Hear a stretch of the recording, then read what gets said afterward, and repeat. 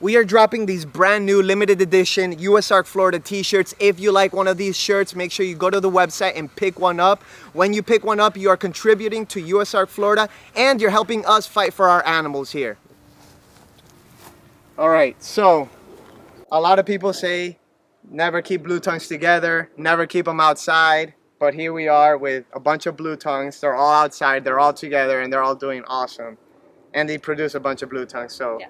You know, this is definitely something that when we started, everybody told us not to do. Right. Everybody told us don't keep them together because they'll tear each other up. Everybody told us don't put them outside because they're not going to breed.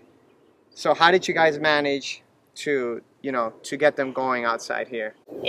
I mean, it's really about the environment that you're providing. So Right. We're providing them with plenty of space. They're not in a little box. We're providing them with plenty of places to hide, multiple places to bask, multiple levels. So you have you know, the kind of the hidden subfloor area here. We offer the tubes. So they really have a lot of space to kind of do their own thing and not feel like, you know, one needs to outcompete the other.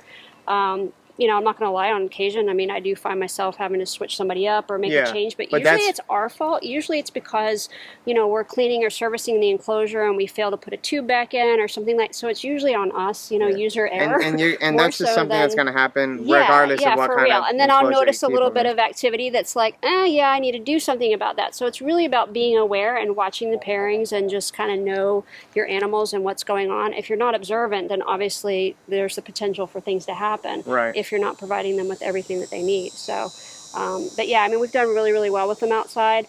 We also, I mean, what I do here, I couldn't necessarily, I always tell people, I'm like, what we do here, we couldn't necessarily do across the street. So the property we specifically selected to be able to do this. Right. Our property drains really, really well. We're on white sand, so it works. If we were in an area that held a lot of water, then that would definitely be a problem. Right, you're not going to put this in a place that floods. Yeah, but all the species that we're working with, the blue tongues right now, they all do really well. And I've had them, they've been outdoors now since 2019. Yeah, so you guys have Easterns, Northerns, Aryan Jayas, I saw Westerns, and they're all outdoors. They're all outdoors. So when it comes to these enclosures, obviously they're very, very spacious, and it's 1.1 to each enclosure? Correct, that's correct. Okay, and now, I see you guys have basically one of these tubs. I'm assuming, you know, the bottom is cut out so it could drain if it rains. Correct. And you guys build these tops for them. Yes, and actually these, I mean, obviously wood is fantastic, but it can be, over the years, a little bit problematic. So these, during the winter, then we'll be refitting them with aluminum frame, like you'll see later on the other side. Yeah. We're moving to that now that we know how to work with the materials.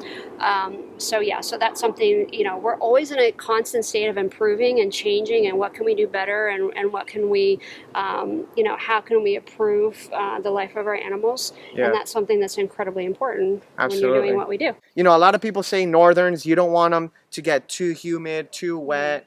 How do you guys control the humidity in this huge room? We don't.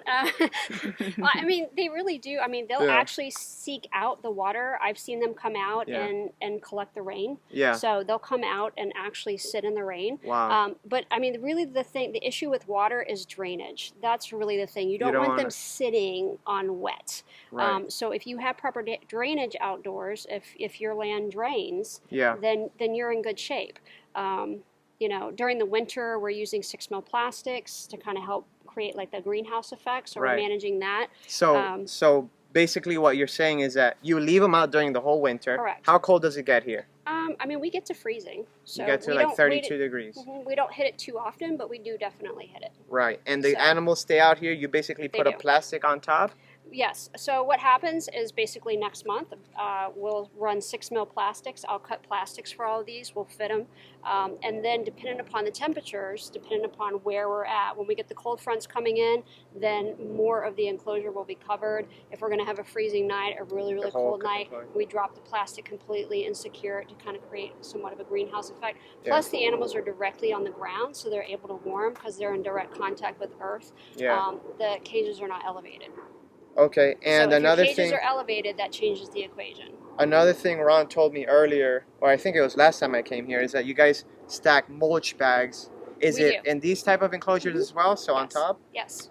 So you put the plastic and then the mulch bags? So no, actually, so the plastic runs on top of the enclosure, Yeah. but inside of the enclosure itself, like here up on their basking platforms, Right. then we run a bag of mulch. And I don't mean we open up the bag, we actually leave the bag sealed, Yeah. and it acts as a great insulator. So Great. we used to open up the bags and do it, and then every year we'd have to dig it all out in the spring, and I hated that. So last year Ron was like, let's just put the bag in, and it worked fantastic. It worked out really well.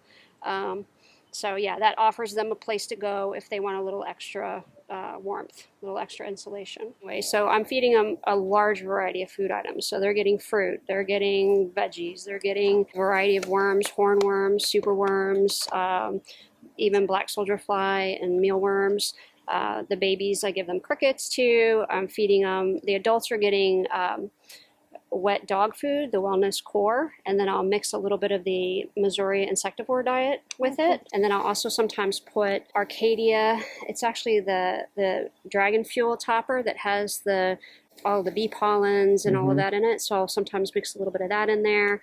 I really try to mix it up and not just give them a stagnant diet of one thing.